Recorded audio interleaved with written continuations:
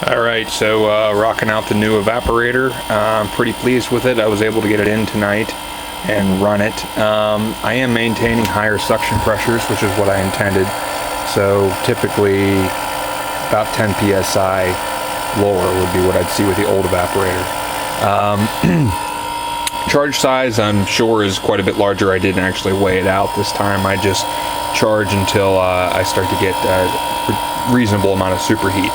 But I do have to keep an eye on my compressor amperage, because once I get up over about 1.3 amps, compressor might shut off due to overload.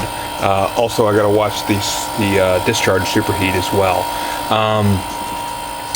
I'm already seeing the limitations of my cap tube. I was noticing I was probably too long in my cap tube, or too small a bore size with the old setup.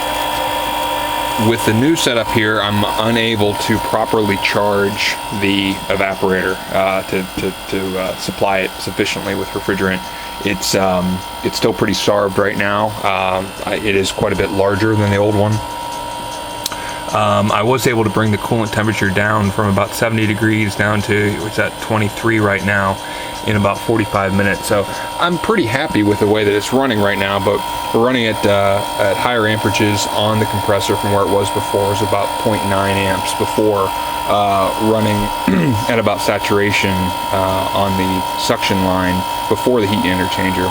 And then after it, I'd get a good bit of superheat. Right now I'm running, see, about 25 degrees, and 26 psi corresponds to 1.75.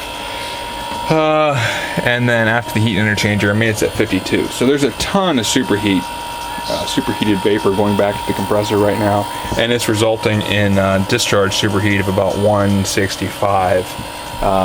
So there's a lot of work being done, a lot of unnecessary work. The condenser is moving some heat, but I'm pretty certain that a very large majority of this thing is backed up with refrigerant, so it's getting a ton of subcooling, but it's not utilizing the condenser very well. So if I shorten up that cap tube, that should allow more of the condenser to be used for condensing purposes rather than so much subcooling.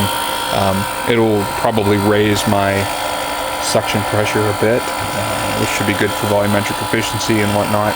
So I certainly intend, as soon as I can, to probably unwrap some of this heat interchanger here and cut the cap tube back a little bit.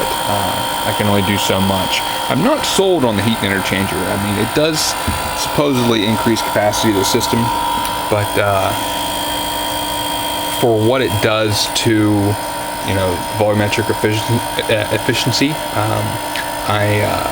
I'm starting to think that I should probably maybe start to move away from that, but I don't want to do anything too suddenly right now. So initially, I'm just going to try to get the proper amount of cap tube length. So probably cut that back 10 to 12 inches here pretty shortly. So I'm going to let this thing run a little bit tonight. I still need to eat a little bit and let it get down to, I think the thermostat set at about 16 right now with a 10-degree spread.